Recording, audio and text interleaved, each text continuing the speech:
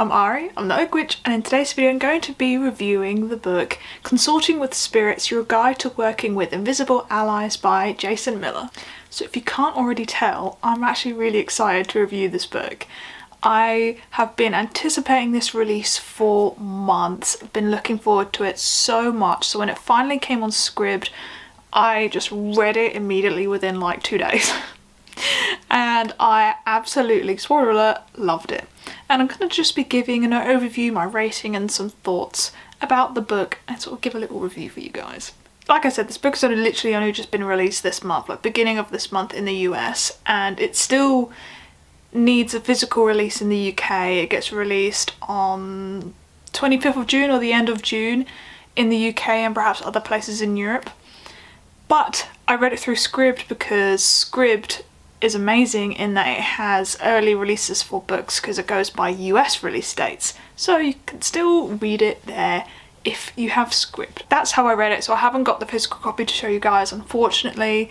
I am buying it as soon as it gets released, but I haven't got a physical copy yet to show you guys. But I'm just going to be talking about my experience reading the book. But first, to give an overview, this book aims to be a practical kind of 101 guide to working with spirits. Jason Miller gives a down-to-earth, relaxed but practical guide to working with spirits as a magical practitioner, including things like how to help communicate with them and how to strengthen your communication with spirits. So in this book he attempts this by approaching different kinds of spirits and looking from the lens of different types of traditions, based upon his own experience as a long-time sorcerer with a background in different traditions himself. In the beginning of this book, he wrote how in his experience as a sorcerer, as a magical practitioner, he's come into contact with a Rosicrucian teacher, a rootwork mentor, a witch, and a Tibetan lama. So he's quite upfront with explaining his experience and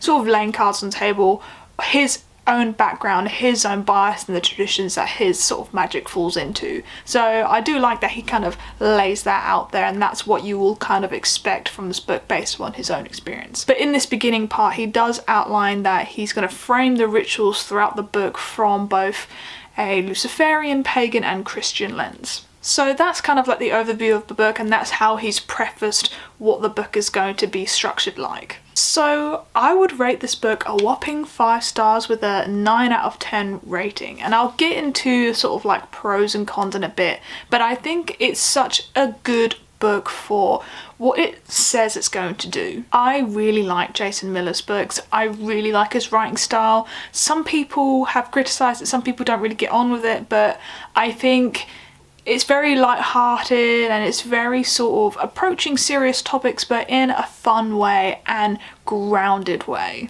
He has a sort of no-nonsense approach which is so useful for beginners, for literally just getting you to do the magic and explaining it in a way which is kind of dumbing down a lot of topics which people get kind of like confused about, and that is just so helpful for people who are entering practicing magic and working with spirits for the first time. You kind of need something to be dumbed down, to just have it really explained simply and give really practical advice to help you understand it a lot more.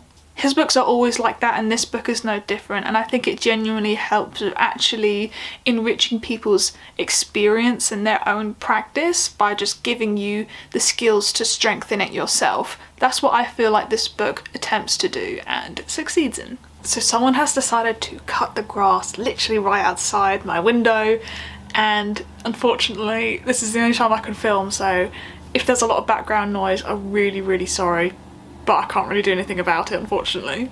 But moving on to things which I really liked about the book is that I think he provides a lot of theory about spirit work and spirits which a lot of beginner basic witchcraft or pagan or whatever books don't really go over, from defining what a spirit even is and the nuance behind that, to different models of magic and approaching spirits, and to the ways in which a spirit can actually appear. And I think it's just really useful in providing that theoretical information to help lay the foundations of the practices when we're looking at spirit work. It's just really useful, and I just don't really think books really do that enough, so I appreciate that in this book. A lot of the advice that he gives in here is really comforting and reassuring. For example, he goes over why sometimes people have trouble with communicating with spirits or receiving their messages or receiving any communication from them. One of the things he mentions in this regard is the concept of not actually having adequate methods in which the spirit can actually reach out to you. So for example, not actually having the proper tools or divination there so that when you are reaching out to a spirit, when you are trying to communicate, they can actually communicate back in ways which is useful to them, appropriate to them. He gives different examples of such, one of them being scrying, for example, in like a crystal ball or like water scrying. So I just think it was a really good point and very reassuring and comforting to beginners who perhaps are struggling with, you know, you want to reach out and start spirit work and communicate with spirits or your deities or ancestors or whatever spirit that may be, but you're sort of hearing nothing, radio silence, and you're not really able to actually pick up on the messages. I think he kind of goes through that and gives both nice advice and practical tips to actually helping you get past this obstacle. Nuggets of advice like this I think are just really helpful in actually strengthening your practice, you know, and moving past these things which are causing barriers in you progressing. So as I said, not only is there really nice just general advice, there's also a lot of practical advice and tips that are even more helpful in actually strengthening your practice. For example, he talks about the best ways to actually structure a prayer, and he gives advice on how to craft like a local map of your area for important areas of magic which you may want to keep track of. And he also gives some advice for spirit skills that can help improve your spirit communication and actually be able to perceive spirits in the first place. The advice and tips that he gives, I feel, is also quite accessible. You see in a lot of books about spirit work, it's a lot of grimoire style or based conjurations and rituals, and they involve a lot of really obscure ingredients that, you know, really are inaccessible and aren't really that available to the modern day everyday practitioner, and it's a lot of fluff around it, and sometimes it can be very inaccessible unless you're very advanced and really dedicated to that path or to that tradition. There is such a shortage of books that are for the beginner spirit work practitioner that are really just simple and grounded and down to earth, and I think this book is definitely the book that many people really need, especially in witchcraft spaces that, you know, for example, folk witches who are very spirit based in their practice, but a lot of the spirit work books that we have are a lot more for ceremonial magicians, and a lot of that advice kind of doesn't always apply to the perspective or to the approach that many sort of folk witches have. So I really like that this book kind of contributes to that sort of missing gap in literature. In this book, of course, he does discuss grimoire based rituals and conjurations, but he explains it in a way which is quite accessible, and you're able to actually adapt those rituals to your own background or approach, or, you know, what is appropriate for you. I kind of liked that adaptability which he gave in this book, because he's very well known for his work with Hecate. Obviously he has a course all about it, and in his Protection Universal Magic book he dedicates a lot of the stuff in there to Hecate, and the way he structures the rituals in this book as well is to Hecate. But I think what he also does is he allows for people to be able to sort of use the core structure of those rituals, of those spells, and apply that to, you know, adapt that to your own practice, to what's appropriate and more relevant to you. So I kind of like that he does that. You know, it's someone who's talking from their own experience, which is so useful and enriching to read. It's very insightful, but it's also able to write it in a way which is actually still useful to the individual person who obviously may not work with Hecate. Just a couple things I want to talk about as criticisms of the book. Of course, I read this as an ebook, I haven't got the physical copy, and my critique is limited in that I'm only really reviewing from the perspective of reading the ebook. So I would like to read the physical copy as well to sort of get a gauge on the formatting, readability, and the pace of the actual physical copy to read. Of course, I need to read that first as well, but my perspective is just coming from the ebook, which I have sort of reread a few times since it's been released. I think my main point is mostly just I wish that some things were expanded upon a bit more.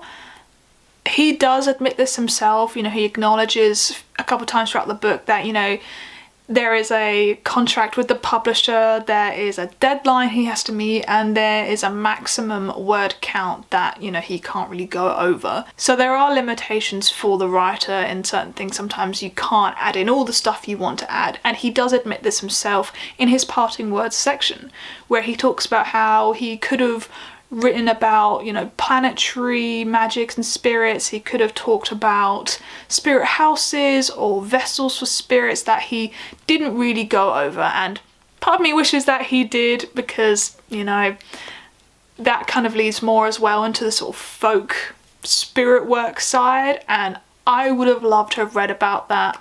But I do understand, and at least he acknowledges himself that he wish that he could, but he couldn't talk about everything to do with spirit work. Spirit work is a huge, complex topic. It's such a broad umbrella term, so you'd need like a 10-part series to talk about like all the things you'd want to talk about to do spirit work and approaching spirits for the beginner. So I do appreciate that he acknowledged it, but I still wish that some things were expanded on a little bit more. I think the book is quite ceremonial biased. I wish there was a bit more folk witchcraft or folk magic perspectives or approaches to working with spirits. He does talk about connecting to your local spirits, and there is a nice section on that, but I kind of just wish there was a little bit more folk magical perspectives in the book. I think it's quite ceremonial biased. So that is a critique I'd give.